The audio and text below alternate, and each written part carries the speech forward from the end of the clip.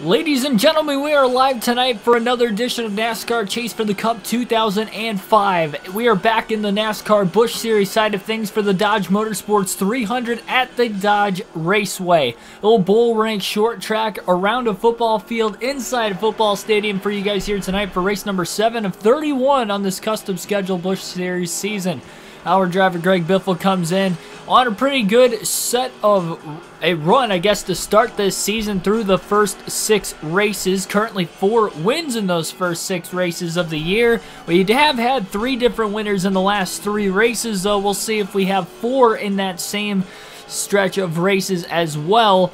And as far as the statistics go, Greg Biffle not only has 4 wins on the year, he has led 389 laps and has an average finish of 1.3 coming into this race. Will anybody break him? We just saw that the other night he had his first DNF in the Cup Series side of things, but the Busch Series still on top of the point standings and on top of it by quite a bit. We'll see if the hot streak again will continue.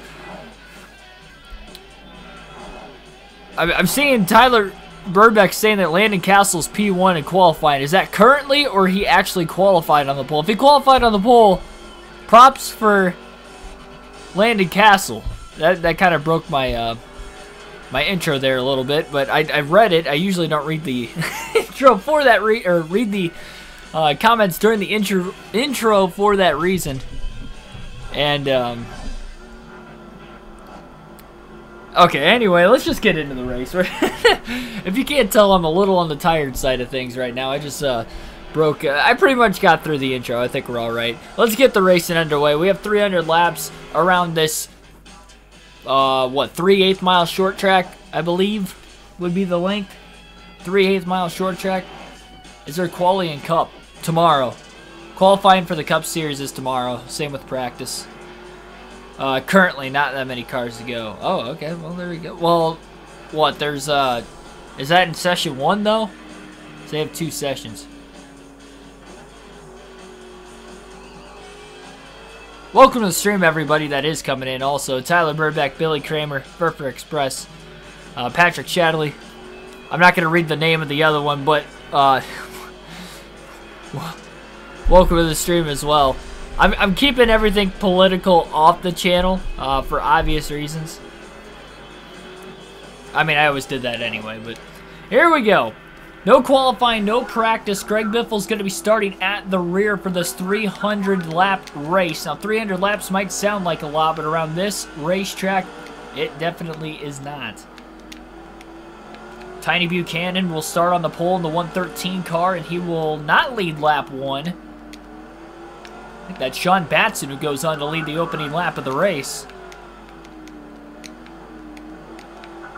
Biffle is able to win the Cup Series race at the Dodge Raceway early on in the season there.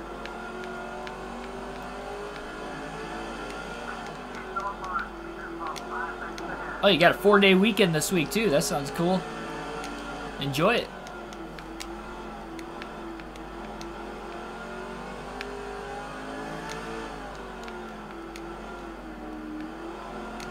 Talking about the other Vladimir Putin. And more than one?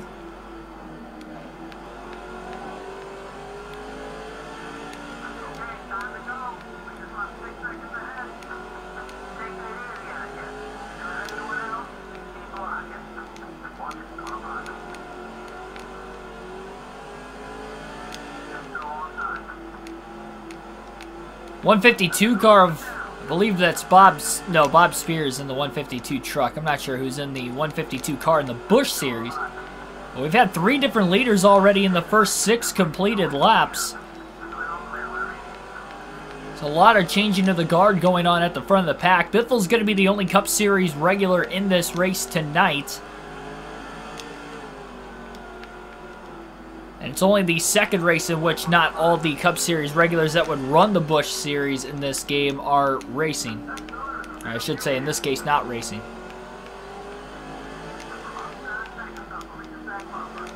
Well, contact going on up ahead. Seems some sparks flying here and there. That is no shocker on this style of a racetrack. This small and tightly confined track.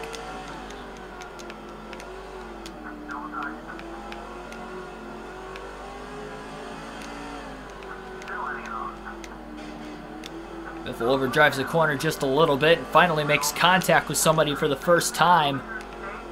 It only took 11 laps. And now we have one car blowing up on the outside of the racetrack going into turn 1. A little contact in front of them now as they all try to work their way by. The race leaders off the exit of turn 4 are working their way onto the front stretch, trying to get around the driver who has blown an engine. Biffle couldn't have overdriven turns 3 and 4 any more than he did that time on top of it as well. Kind of all over the place early on.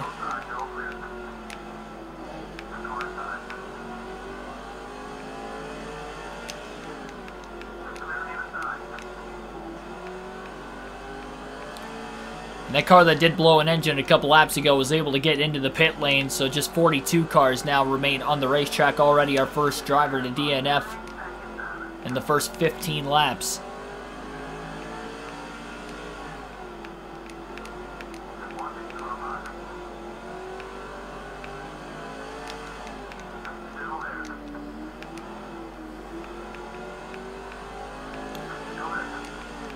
Jeb Burton blew a tire and finished his qualifying time. Favorite Greg Biffle scheme from the lower series?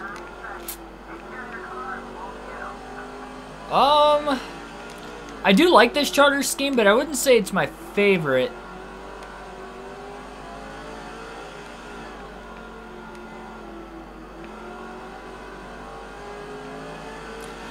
I gotta think about that one. I'd probably say...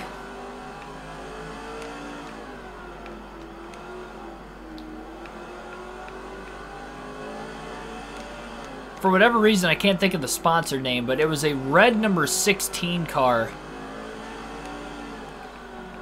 There was a red and there was also a black version. I want to say it was like...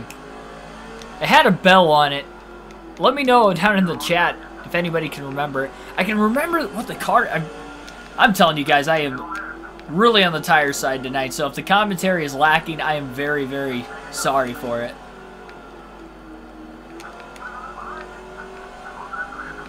I'm trying to push through and give it 100%.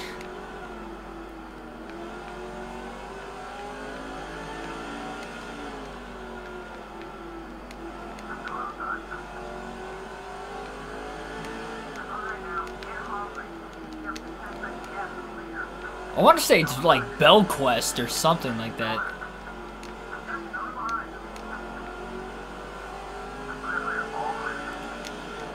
We'll say, at least according to the track map, that the 152 car is kind of pulling away from the rest of the field right now. No, I don't think it's Granger. I don't think it was Dish either.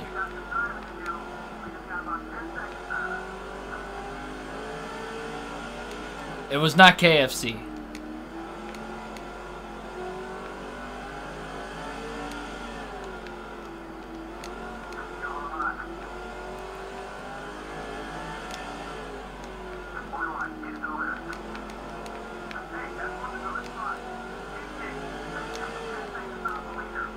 It's something if I Googled, I could definitely figure it out immediately.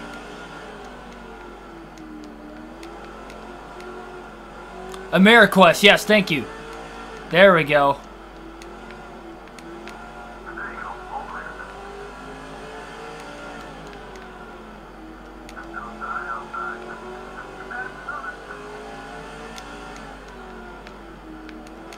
Yeah, those cars were probably my favorite of the Busch Series cars for Greg Biffle. I knew as soon as somebody might have mentioned it in the chat, I would have knew it right away.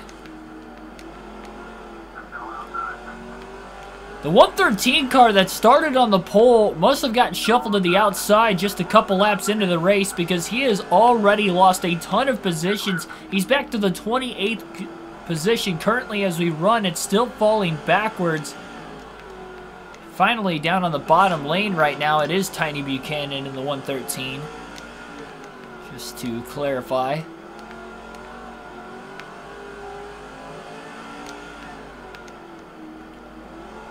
Biffle trying to get underneath Buchanan.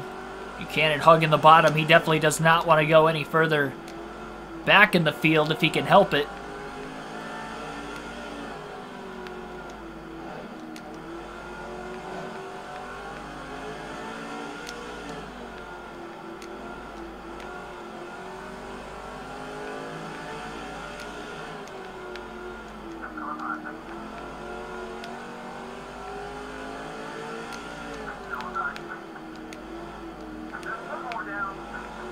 I thought potentially the car that moved down onto the bottom lane of Russell Hughes was going to take it 3 wide, but instead it's the 117 car who will take it 3 wide to the inside.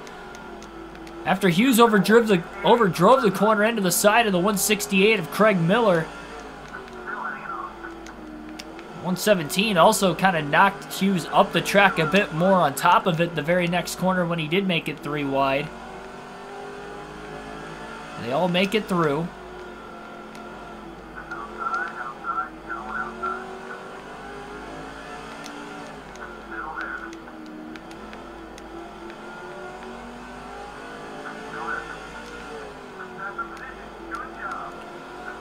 Larry McReynolds picked Larson to win tomorrow or Sunday. I mean, he won there last year, and he's already off to a hot start this season with a win last week.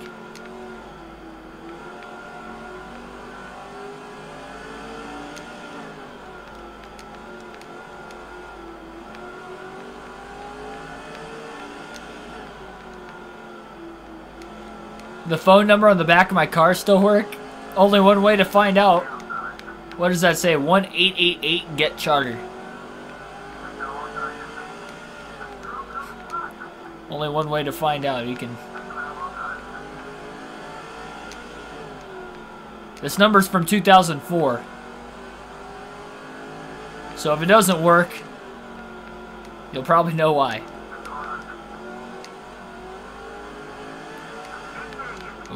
JJ Yaley squeezing Greg Biffle after Biffle already got to the inside of him. Biffle clear off the exit of turn 2. Derek Booth, welcome to the stream. 10 people already watching. Like, share, and subscribe for more daily NASCAR content. Good racing early on at the Dodge Raceway, caution-free as we're at lap 44. We're just coming off a caution-free race at Phoenix that was premiered on Tuesday night for this Busch Series schedule. We've had 2 caution-free races with the Busch Series thus far.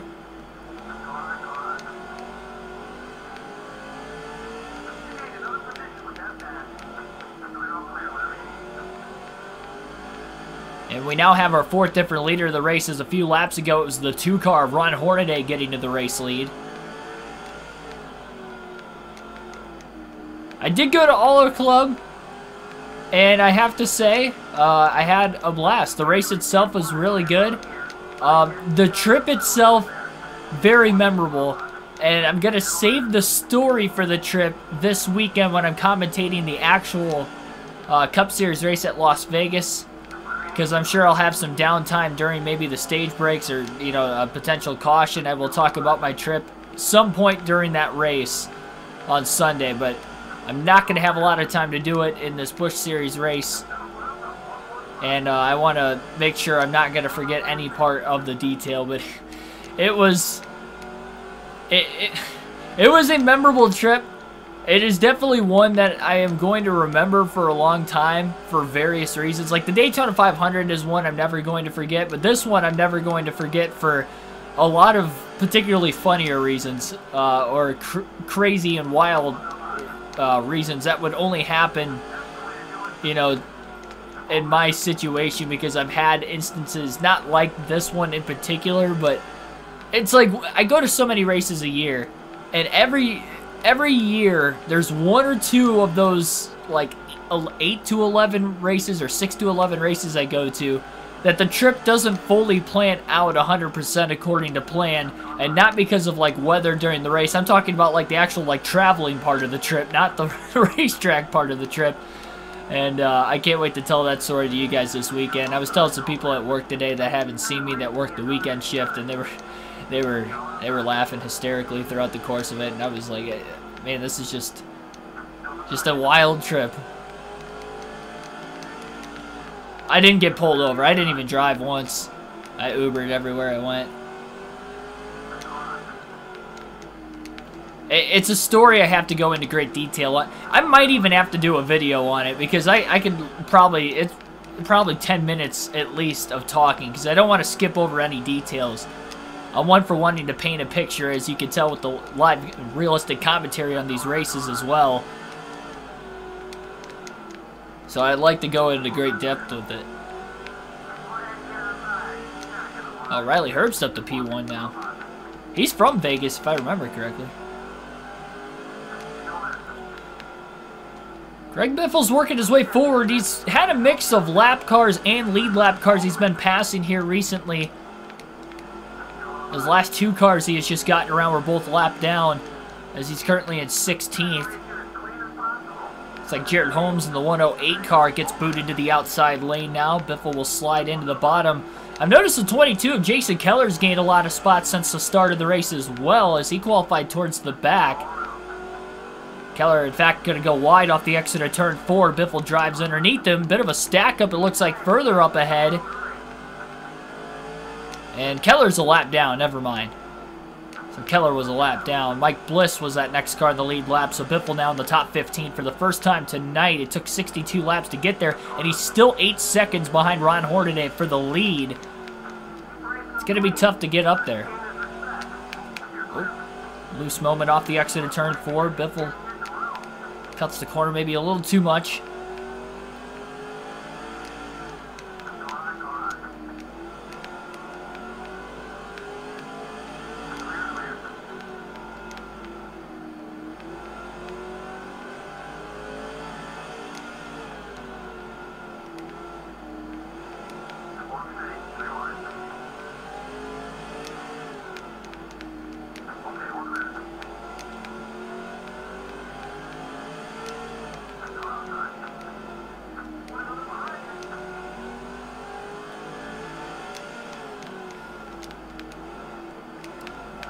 Greg Biffle going to clear Kenny Wallace off turn 2 for 12th place.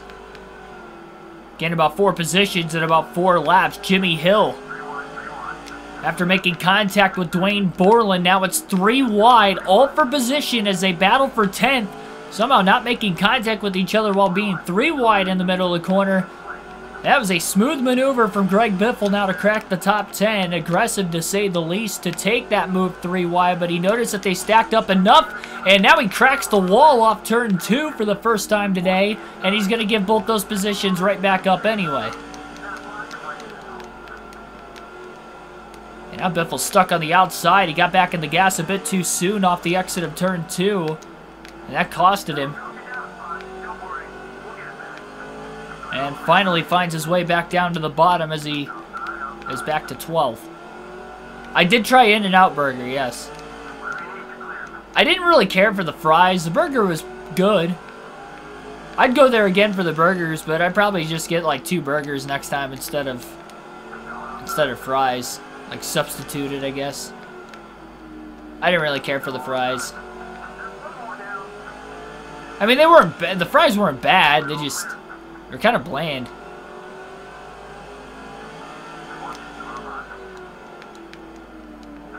And maybe it was just, you know, the exact place I was at, or, you know, maybe I didn't get the fresh ones, who knows.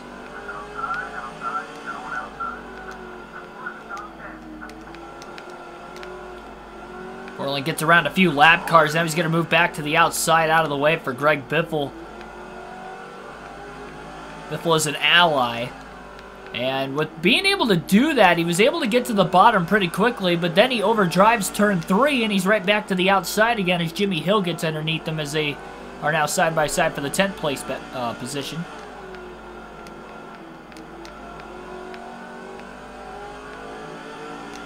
Well done. I just ordered it normal. I'm not picky.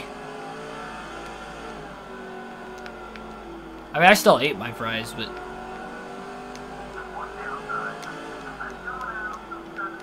I couldn't really care for them, to be completely honest. But yeah, I'd eat there again. I also had an overpriced $17 corn dog at the racetrack. It was a foot-long corn dog.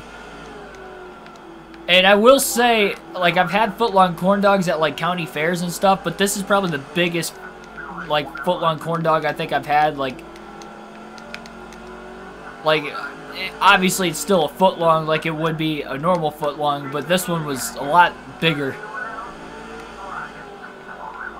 Like, there's more breading, more meat. It was good. $17 for a foot-long corn dog. The food prices in general out there, I know it's California, but still, the food prices compared to other NASCAR tracks, absurd. I mean, even Daytona wasn't that much. Daytona was like maybe $10 for a cheeseburger, I think was the most expensive I saw at Daytona.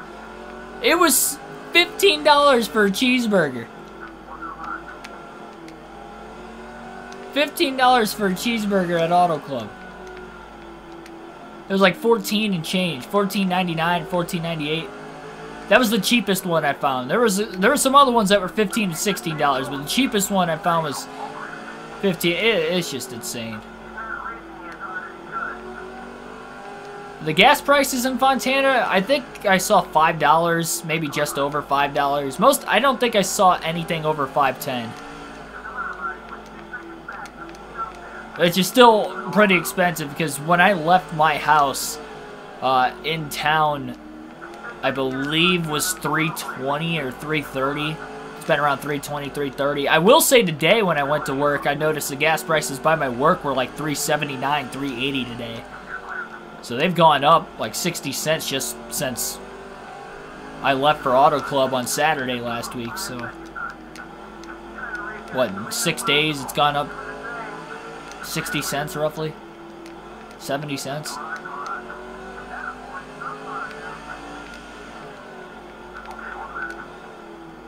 That is criminal on the price. Yeah, it is. So they kind of got me too, because the stand I got the corn dog in, there was no prices. There was no prices on their food. You know, it said what they had, and I saw the corn dogs and how big they were, and I was like, you know what, I'll get a foot-long corn dog, and I asked her what the price was, and she said $17. I almost decided not to get it, but then I realized it's expensive for anything here for food, so I might as well just get it.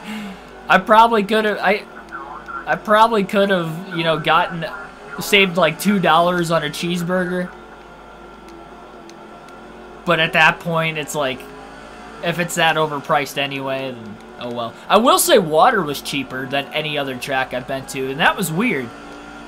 The food was far more expensive than any other NASCAR track I've been to, but the water was $4.50, which was like usually 50 cents cheaper. Usually it's $5. I know for a fact that Daytona it was $5 when I was there for water. Water and pop, or water and soda, whatever you would call it, usually the same price.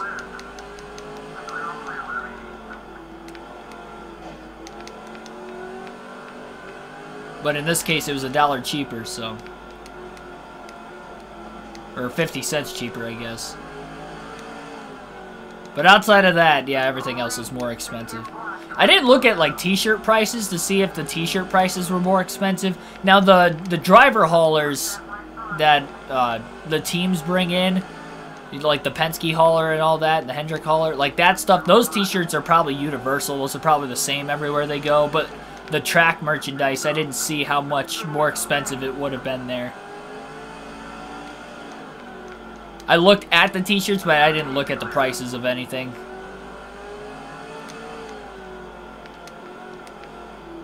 $15 per burger. That was the cheapest I saw, was $15. There was probably more for maybe a bit more expensive. Those are probably with like everything on it, if I had to guess.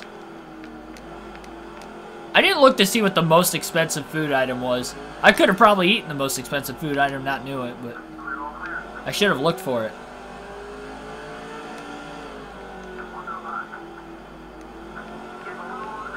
I'd like to know for anybody that's been to Sonoma if it's the same thing there. Like, is there a difference for being closer to LA, or is it just a California thing in general? That everything's overpriced. Well, I guess it's not overpriced if you live there, considering, you know, it's probably like your guys' foot-long corn dog, although it's expensive to me, it's probably not expensive to you guys, or it's normal price to you guys. And then it's just extremely overpriced for me. Or maybe it's overpriced for you guys, but it's extremely overpriced for me. Not being from the area. I could see that being the case. Just because that is not normal. Sonoma's a little bit cheaper. Gotcha. Well, at least I know that for whenever I end up going to Sonoma.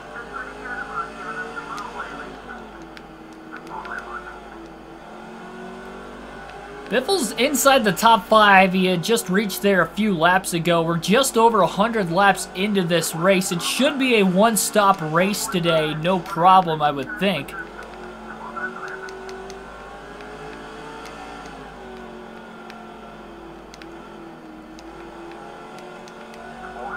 $14. It's $1 cheaper. I'm saving $1. That's still expensive.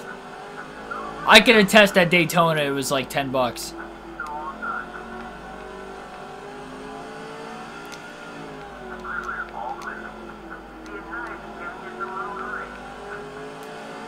No, I'm not going to be home early enough for the Xfinity commentary, so I'm only doing the Cup Series this weekend.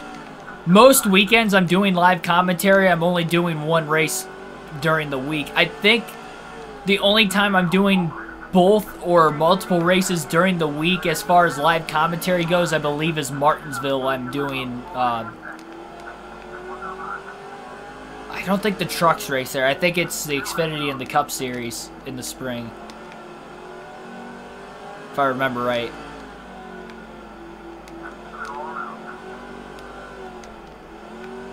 Biffle back in the gas a bit too soon. He was able to lift before hitting the wall off of turn 2. He was unable to do that a while back. 4.5 seconds off the lead. He definitely seems to be cutting into the race lead the further along we get during this run. But he's really only cut it in half since the start. It was just over 9 seconds was his deficit at one point in time. 106 car making contact with Greg Biffle.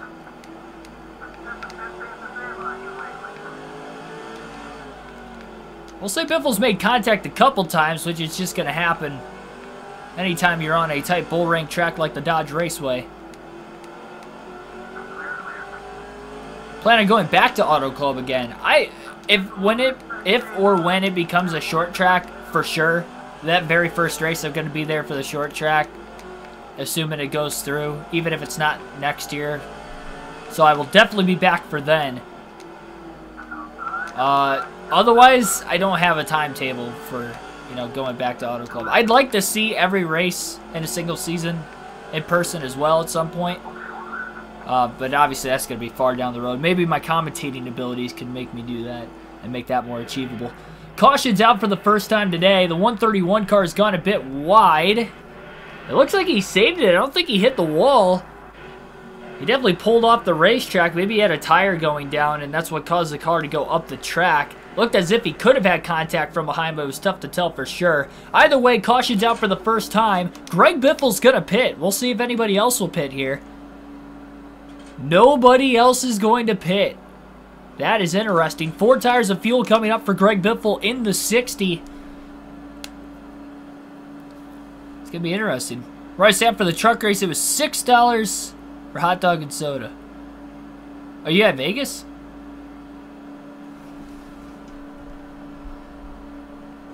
I didn't see where you were watching this from.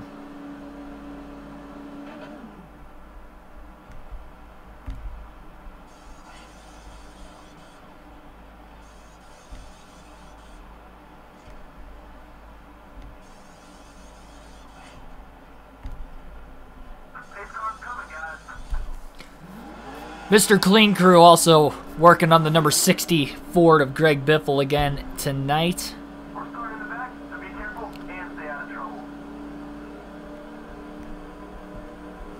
$6 isn't bad. That was combined for the hot dog and soda? Combined, that's actually a pretty good deal. Oh, jeez. Well, Biffle definitely did not get a good launch on the restart. Finally able to get back down to the bottom. There were a lot of lap cars that were on the inside that definitely didn't help with Biffle starting on the top lane because he was on the lead lap. He restarted in 10th. So that tells me there was only 10 cars on the lead lap considering he was the only driver to hit pit road during the caution.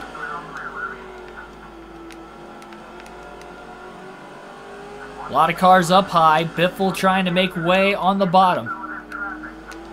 He's got the freshest tires in the field. Everybody else still on the same tires that were at the start of the race. Surprised nobody else pit over 100 laps in. Tells me that they probably can't go to the end on fuel. So Biffle will probably end up having to pit before the end of the race anyway. But knowing it's this short of a track, he can trap the field a couple laps down and not pit with the rest of the field right about the halfway mark. Or whenever they decide to make their lone stop of the day.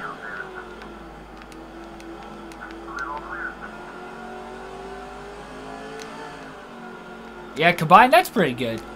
That's a fair deal. Nothing's going to beat Martinsville. $2 a hot dog. Just a hot dog, $2. And that's with all the condiments on it. The coney sauce and everything. $2 for a coney dog. Can't beat it. And it's good. Mr. Clean Crew needs to wear helmets. They need to wear helmets. They need gloves. Could you imagine if you get like that burnt rubber when they slide into the pit box and sometimes the rubber's in flames? Burning their knuckles, changing tires. Another car in the pits as well. It just pulled off. I'm not sure if that's a scheduled stop. That maybe the window is now open to the end of the race. And if Biffle's that close to the end of the window on this short of a track, he may have a shot at making it to the end if we did somehow stay caution-free the rest of the race. I doubt that that's going to happen, but we'll see. Yeah, $17 without a drink. Yeah, it was $4.50 for the water, and it was $17 for the corn dog. That's what I'm saying. The corn dog itself was $17. The burger itself was $15. That's without a drink. It is criminal. I almost had a heart attack when she said that. $17, and I was about ready to faint. I was put on the spot that right then and there. It's like, oh, do I get it? Do I get it? Do I not get it? What do I do? Everything's overpriced. Exaggerating a little bit, but but it did shock me when she said $17 because I wasn't expecting it. I was expecting, I'm like, oh, it's California. It'll probably be like 12 bucks. $17 for a foot-long corn dog. In real life, that's not allowed. California is not real life. Los Angeles is not real life. Couple more cars in the pit lane, so I do believe the window is open for some drivers to be able to make it to the end. It is a risk short pitting anytime you're on a short track, but one that is less than a half mile in length like this, 3/8 mile short track, it is very risky, especially with the pit lane on the outside. You're going to lose 2 to 3 laps under green flag conditions as it is. $5 for... That's normal. $5 for soda. That's normal anywhere. For NASCAR races, at least. I can remember, like, $1 or $2 waters at the county fair. Oh, trouble! Hard crash at the front of the pit road! Multiple cars in the tire barrier at the front of the pit road entrance, and one car got launched off of its rear tires. Which I couldn't tell who that was. I think it was the 112 car. And I believe it was Blue Castleberry who was the first car to hit the tire barrier, but that 112 car that was sandwiched in the middle, the rear tires popped up off the ground. He got hit so hard from behind. So now we have another caution. Biffle will pit again just to top off on fuel, but that's going to be it. It's going to be fuel only. Means he just pitted about 20 laps ago. He feels confident with these tires. And he's going to try to win this race out of the pits because he is in 4th place right now. So Biffle will definitely be able to make it on field to the end from here. Everybody is going to pit that has not already made their stop.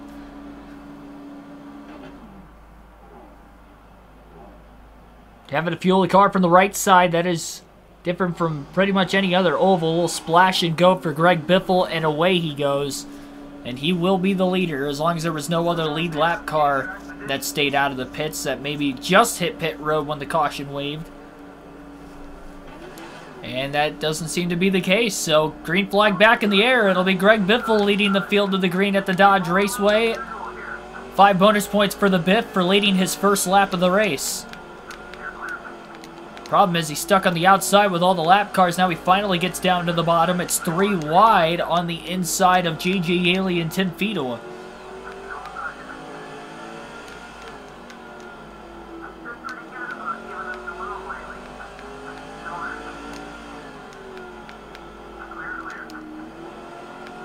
Clean traffic for Biffle to roam once he gets around these few lap cars. They were able to get around him and get their lap back on the restart. Billy Parker in the 86 will be the next car. He goes a bit wide in turns 1 and 2. Biffle to the inside off the exit of turn 2. And into turn 3, he is there. And he will clear Parker off the exit of turn 4. So, went caution-free for over 110 laps to start the race, and now all of a sudden we've had 2 cautions in about the last 30 laps. And we have another car hard in the wall in turn 2. I saw somebody was slow on the track map, and somebody got into the wall, but we stay green. Bobby Hamilton Jr. up to second place behind the Biff. Hamilton has not led a lap yet. And we are halfway home here tonight at Dodge Raceway, so there is still time for Biffle to potentially lead the most laps today. These tires will even out at some point in time. It's probably going to take 20 to 40 laps for that to happen, so now is the time for Bobby Hamilton to use his little bit fresher tires than what Greg Biffle has to try and get to the lead. But even with a little bit older tires, Greg Biffle just ran his fastest lap of the race that last time. That's how good the clean air is for him. A 12.732 that last lap. 2 laps ago now.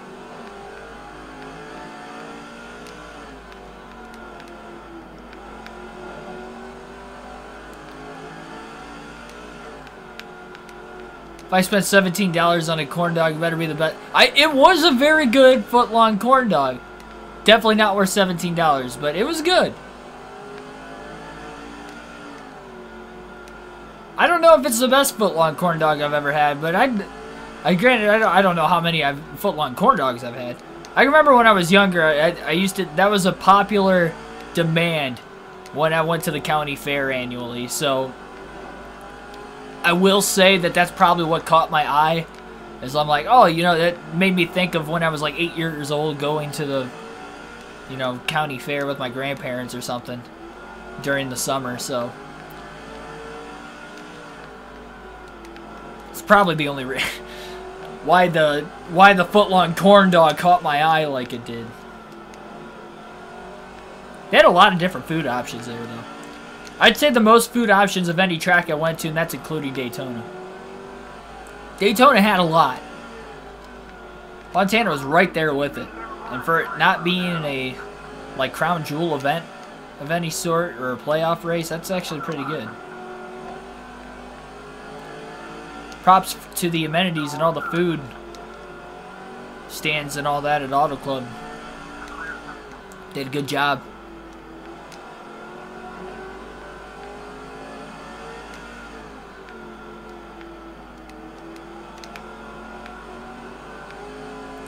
No, it was its own stand, I believe. Like, it wasn't in the concessions under the bleachers, which is like the, you know, local track food. And I don't recognize that stand from Daytona, so I don't think they travel with the series. If I had to guess, it's probably somewhere local that they essentially, they go to Auto Club, they probably go to the West Coast races, so maybe they're at Sonoma, maybe they're at, like, Phoenix and Vegas. I haven't been to any of those other tracks. Auto Club's the only track west of the Mississippi River that I've been to, but maybe maybe it's not $17 every state they go. Like, Californians will pay for it. That's what I should have done. I should have showed her my my driver's license and like, ma'am, I am from Ohio. I cannot afford this. That's what I should have done. She doesn't need to know I have a YouTube channel or something. That she could just... Not that I'm making that much money off of this, but... I mean, it's basically 2 jobs, the way I look at it. A part-time job and a full-time job. Man, I'm from Ohio. I can't afford your ungodly corn dog prices. Unethical corn dog prices. Caution, number 3. Cautions breeding cautions all of a sudden at the Dodge Raceway. Saw some sparks flying even after the yellow. Looks like we have another potential tire down, and it's on the 64 car. So he gets into the outside wall. Gets clipped from behind. The way he was sparking under the caution made me believe that his tire went down.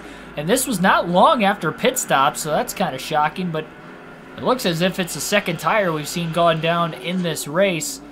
It's going to stack the field right back up again. Bobby Hamilton Jr. is going to have another swing at Greg Biffle.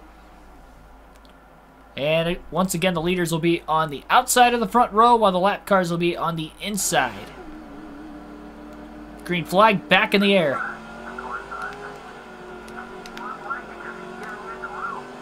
Hamilton tried to get down to the bottom as quickly as he could. He couldn't do it. Biffle's still stuck on the outside. Yaley, Parker, Wallace, Hill, all trying to work their way by. Biffle with a mistake on that outside lane. He got back in the gas too soon.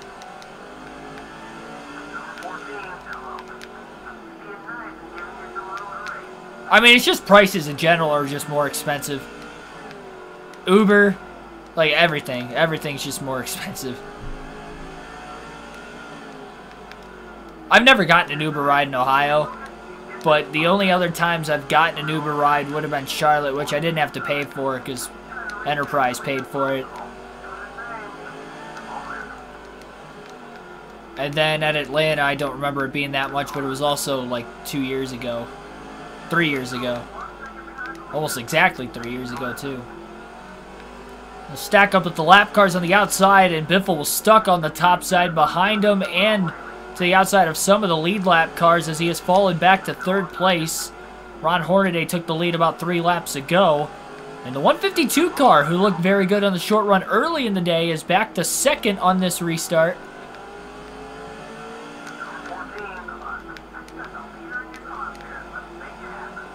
Still 3 more lap cars in front of Hornaday yet.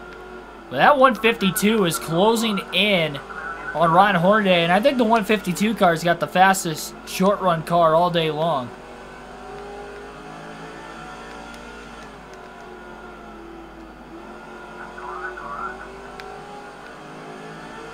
I called this taxi service too to see if a taxi was any cheaper than the Uber, just to try and save some extra money, and the taxi company was going to charge me $130 to go from Fontana, where my hotel was, to LAX.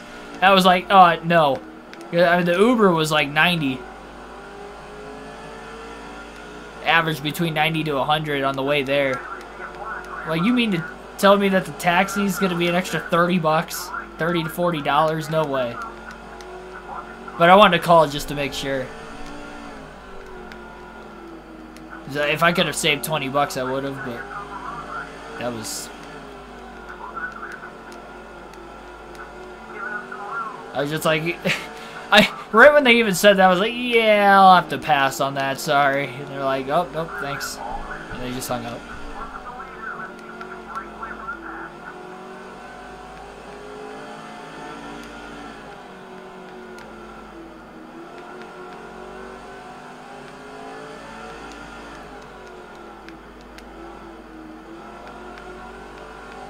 Biffle working on Hornaday for the lead. 114 laps to go this time by.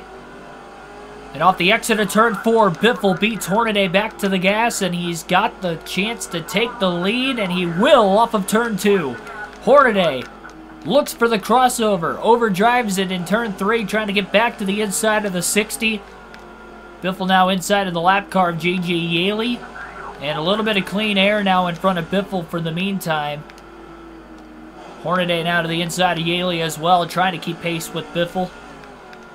Greg Biffle going for a potential 5th win in just the 7th race of this Busch Series season.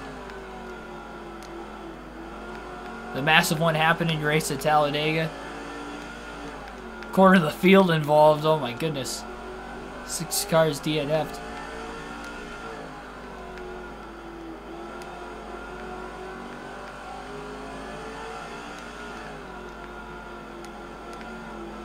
I didn't see Ice Cube, no. I didn't notice any celebrities when I was at the track or in LA in general.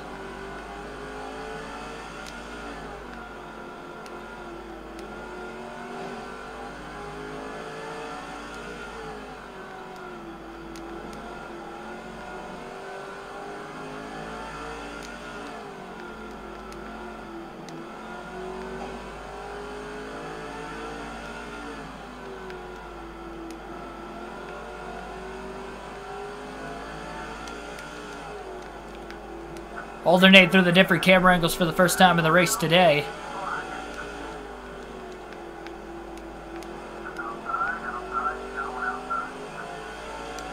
This would barely, but it would be the longest green flag run of the race if it did stay green to the finish. We've had 3 of them in less than a 60-lap stretch.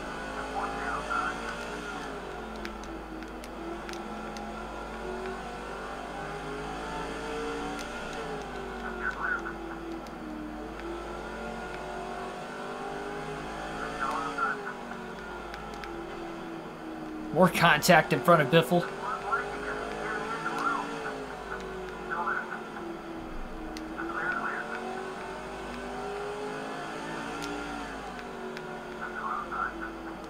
And there's contact all over the place. They're 3 wide, it looks like, off the exit of turn 2 into turn 3.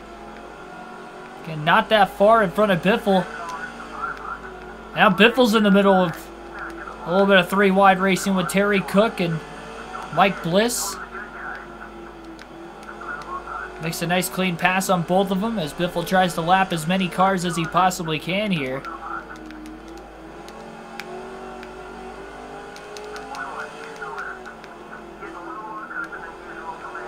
You can hear the contact and the sheet metal crunching behind him and in front of him. 100 laps to go that last time by to the line. It's crunch time.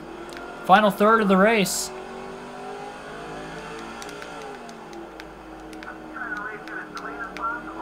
Biffle slides in the middle of the corner, overdriving.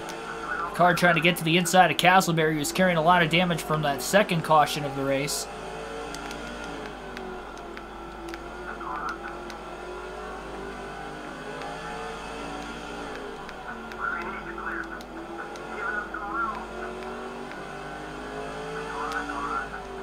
Were there more Elliott or Larson fans? I'd say that there were probably a bit more Elliott fans, even with it being Kyle Larson's home track.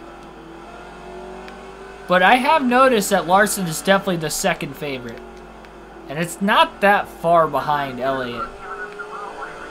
Even in cheers, it's just every race Larson wins, he's getting more and more ovations compared to Elliott.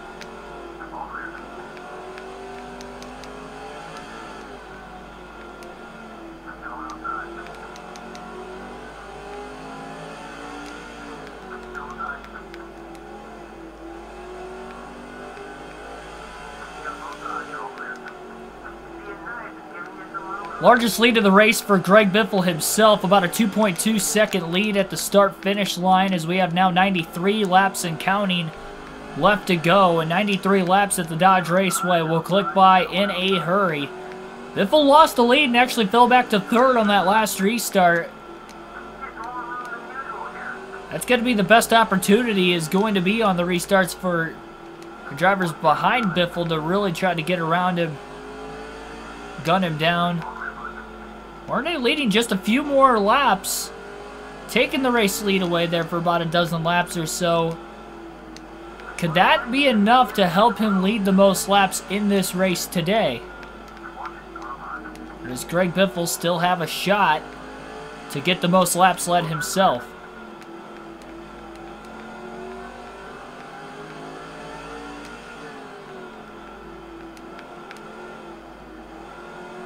Fontana's 49ers country, at least from what you've heard. know there were a few people sitting around me that were 49ers fans. Because they had the LA Rams, like, guitarist or something out there for the national anthem. Or was endorsed by the Rams, whatever the case was. She was pro-Rams, and there were a couple people around me that were like, "Go Niners!" Not during the national anthem itself, but when they were announcing her. And who she was, I guess, partying with.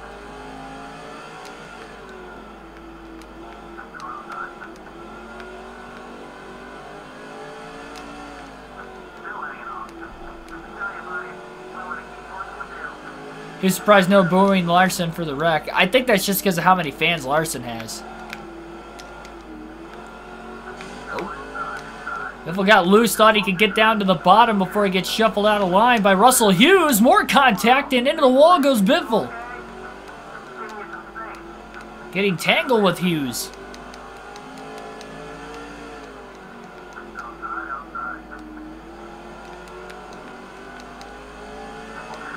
Then Hughes got shuffled out of line by Fidoa as well. Biffle's regathered it, but the lead's cut down to about 1 second. Right front tire's starting to wear out a little bit more. It's in the yellow now for Greg Biffle. Remember, he's pitted twice. Under the first caution, and then under the second caution. The second caution, he took fuel only. Now, you would think the tires can make it to the end of the race. He's only really going about an extra 20 laps on his tires compared to the rest of the field. But that's something we will keep an eye on in these final 80 laps. And him hitting the wall off of turn 2 a couple laps ago definitely didn't help. It's only the second time he's gotten into the wall today. Both times have been pretty good licks. No safer barrier as well, which is also going to hurt the car maybe a little bit more. Fan-based war between Elliott and Larson. I think there could be one. I think there could be one. I just think there's too many Larson fans that, especially in Larson's home track, he's not going to get booed. It's different from when Hamlin got booed in his home track, because I just don't think there's that many Denny Hamlin fans. They'll cheer him, you know, maybe going into the race, per se, because he is the hometown guy, but they're not cheering him because they're Denny Hamlin fans. Because there's that many more Chase Elliott fans. Well, I guess the weird thing with Hamlin, I guess, too, is that it wasn't even like it was Elliott that dumped him, but needless to say, again, they're not Hamlin fans. It's just like Brad Keselowski's home track is Michigan, but there's usually not that many Keselowski fans at the track every year at Michigan. Kind of the same concept.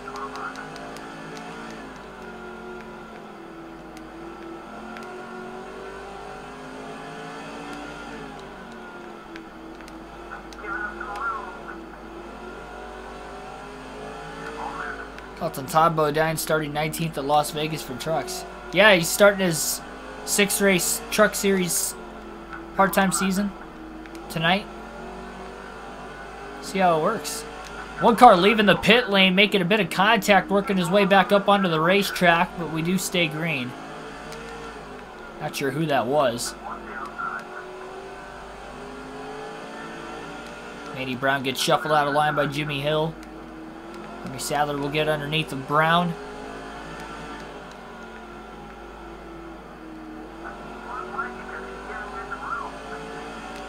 Biffle's got a somewhat comfortable lead.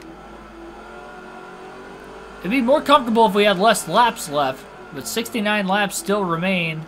There's been a lot of contact, somewhat repetitively in front of Biffle. Hoping that we don't get into a major stack-up of any sort.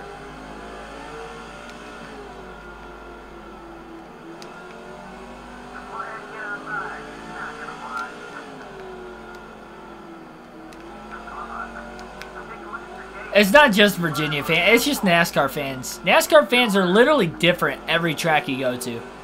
With the people they boo and they cheer. Now, there are some drivers as more universal than others. Universally, Chase Elliott's the most popular driver. Universally, a lot of people don't like Kyle Busch and Joey Logano. But the amount of booze even that they would get at certain tracks compared to others are different. You know, the cheer ratio, if you're in Atlanta, there's a lot of Chase Elliott fans there, but I mean, if you go to somewhere like out west, California, there's a lot of drivers from California. Harvick, Larson, I think Custer, Reddick. There's some younger ones. Obviously, Jimmy Johnson and Jeff Gordon were out there. There's probably not as many, say, Dale Jr. and Chase Elliott fans out near Auto Club compared to, you know, those other drivers I mentioned. So, kind of put that into perspective.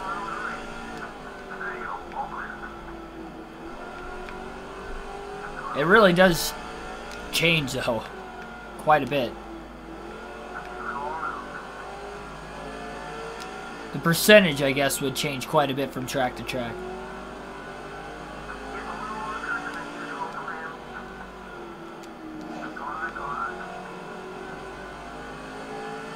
You know, personally, though, I fear if Brandon Brown wins another race, we're going to see a repeat of what happened at Talladega.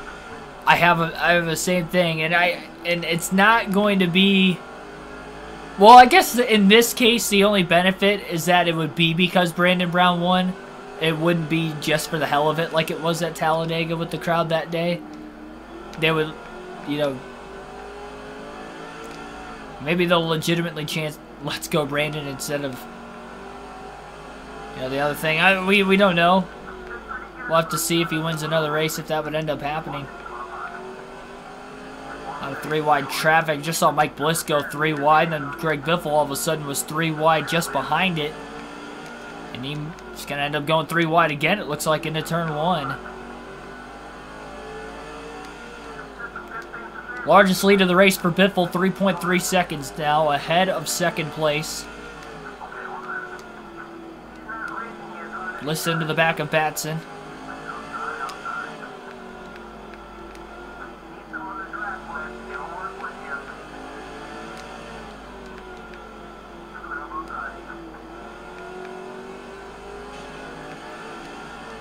Contact there.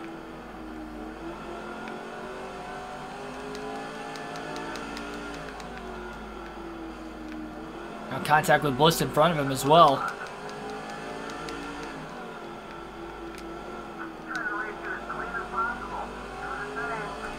We are coming up on 50 laps to go here shortly. 2 more laps away from that number.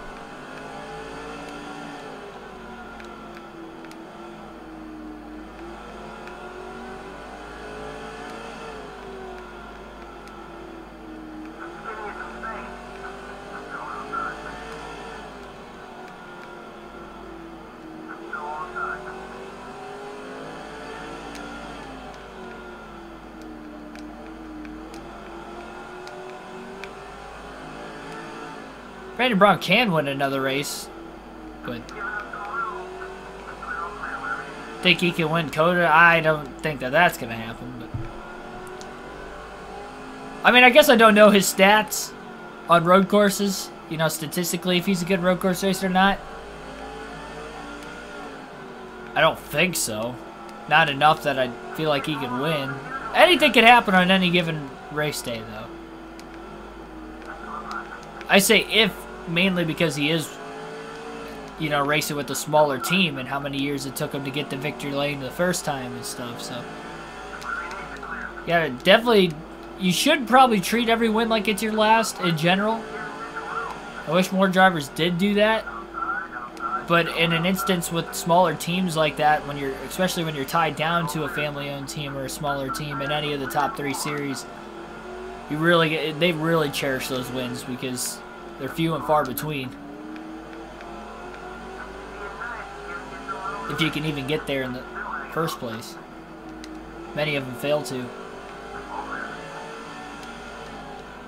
Just don't have the competitive equipment like the bigger teams do.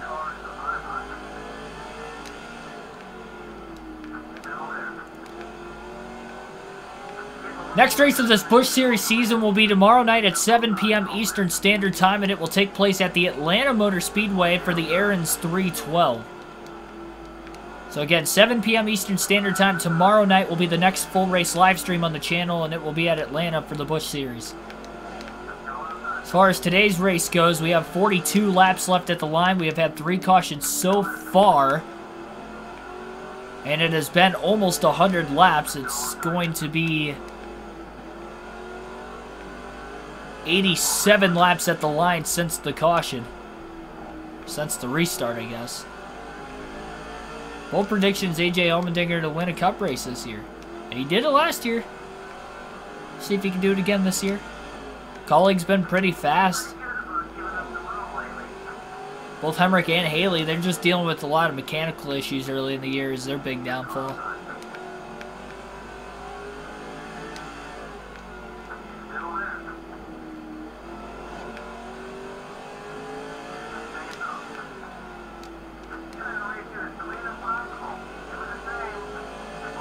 Just over a 4.5 second lead now for Biffle. He's just praying that he can get to the end of this race. At least close enough to the checkered flag that if we get a caution, it can end under the yellow.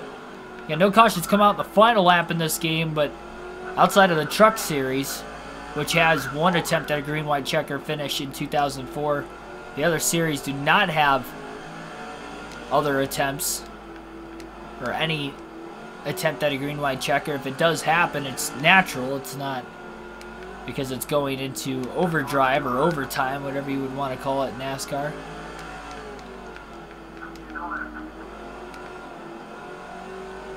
David Stremme trying to hold on to his lap. He's really pinching Greg Biffle off quite a bit. Biffle's going to get into him.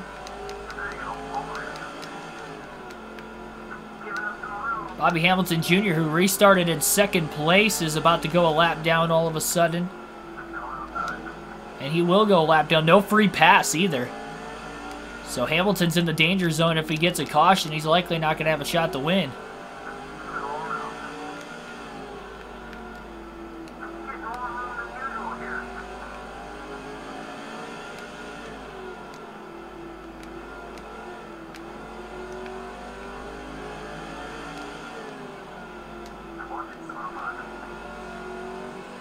I will say I was really hoping for the race win interviews to be back in Victory Lane this year, and you would have thought that they would have likely had gone back to that. Maybe NBC will, but Fox isn't. Biffle about locked the tires up into turn 1. 30 laps to go. He doesn't have any of his tires in the red yet. And he's still pulling away. He's got a 7-second lead. He's definitely getting through the lap traffic better than anybody else.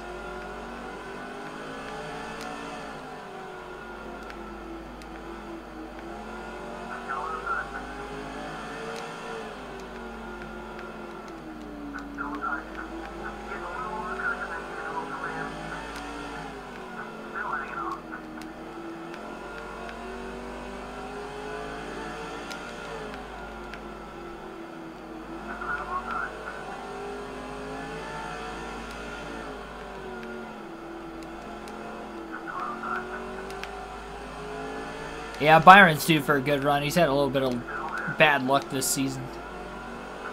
Even though he's had some speed. And same goes for Reddick, I guess, too, though. Had some speed. Just needs a good run to go with it.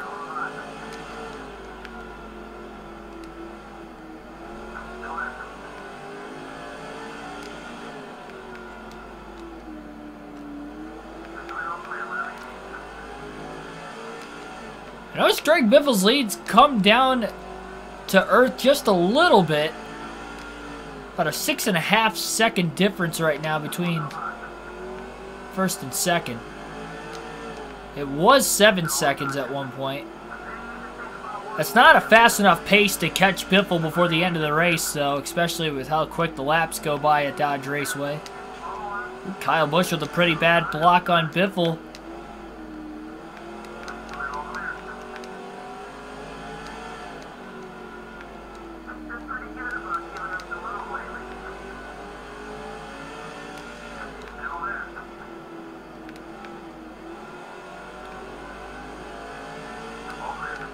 Has a quarter tank of gas left when he hit 22 laps to go as well. Looks like Kyle Busch is going to go a lap down now also. 20 laps left at the Dodge Raceway. The lead right back to 7.5 seconds again. One driver has just blown an engine and pulled into the pit lane. So there it is. Greg Biffle now has just clinched the most laps led. All of a sudden.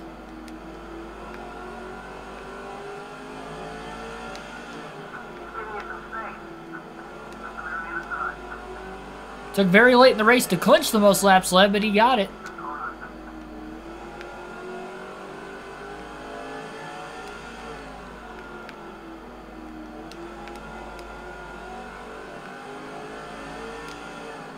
He had to battle Ron Hornaday for the lead a little bit. A little earlier on.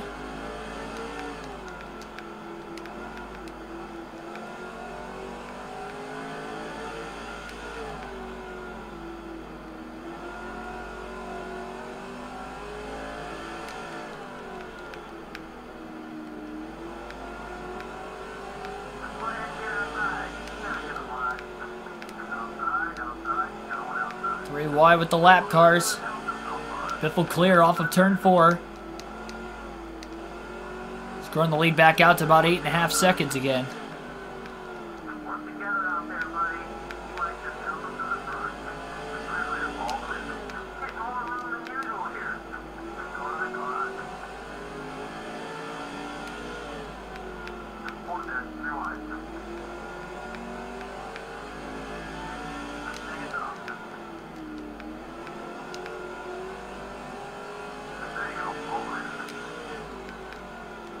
Big clearance on Casey Atwood in the 14, who I believe got the bumper behind Biffle after Biffle had cleared him off of turn 2 and held the inside back down into turn 3. 10 laps to go at the line for Greg Biffle. This has been the longest green flag run of the race so far. We've had 3 cautions total, all striking between lap 117 and 169.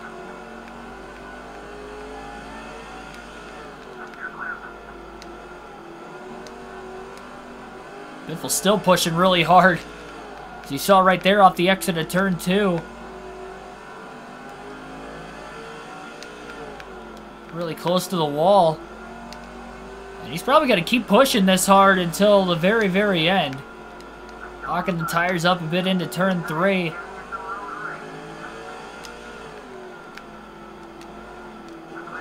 He knows how easily the cautions could come out here. How cautions could breed cautions. Closer we get to the end, though, if we do get a yellow. Less of a chance of us getting a restart. Barely squeezing between a couple lap cars there. 9.3 second lead, 5 laps to go at the Dodge Raceway for Greg Biffle. Once we get to 3 laps to go, I think he'll start to back it off just a bit again.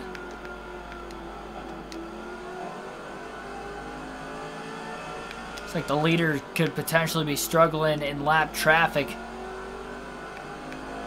10.5 seconds is the difference, 3 to go. We're late enough in this race now. If we get a caution, the race will come to an end. 3 wide off the exit of turn 2 as we have some drivers that are still battling for position. 2 to go.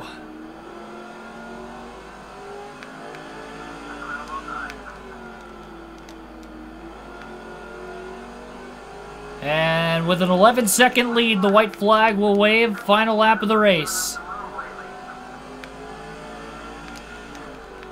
Oh, bump to the back of Ashton Lewis. No major issue. Checker flag is in the air. Greg Biffle will win at the Dodge Raceway. Dominating the second half of this race today. Only weakness was really that last restart where he fell back to 3rd place, but he had over 100 laps to try and get back to the lead, and he did it with plenty of laps still remaining. And it is a not only win for Greg Biffle, but a max points day. He led the most laps and will win the race here tonight. Very deserving of this victory.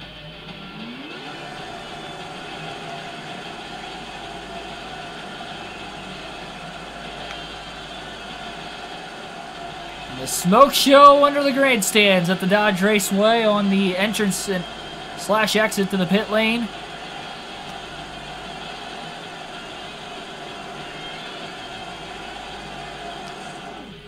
I gotta say, this race flew by, even with the 3 cautions. And only 2 cars finished on the lead lap here today, an 11.3 second victory for Greg Biffle. 1 hour, 12 minutes total race time. 93.21 miles per hour was the average speed. 3 cautions for the 9 caution laps. 8 lead changes total. Biffle led just under half the race, 147 of the 300 laps led. Hornaday led a lot of laps himself, though. 109 laps led today for the 2nd place finisher. Ashton Lewis ends up finishing 3rd. First car 1 lap down. Kyle Busch 4th, and Bobby Hamilton Jr. rounds out the top 5. David Stremme led 1 lap, finishing 6th. Darrell Bradford led 40 laps early in the race. He was in the 152 car, finished in 7th. Kenny Wallace 8th. J.J. Yaley 9th, and Barry Parker will round out the top 10.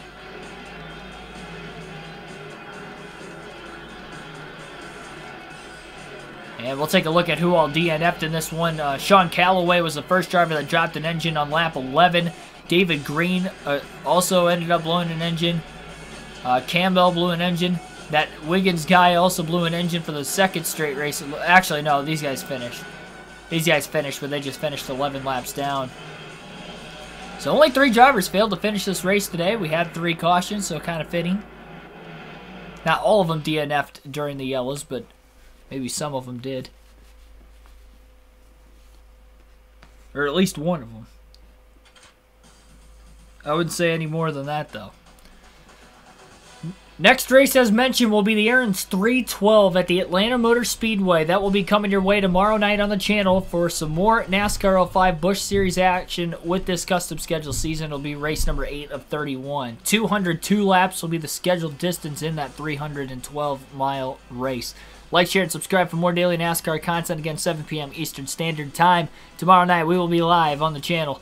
Thank you, everybody, for watching. Appreciate the support. As always, road to 10,000 subs. Road to becoming a NASCAR commentator down the road. Appreciate the support, as always, and I'll catch you next time.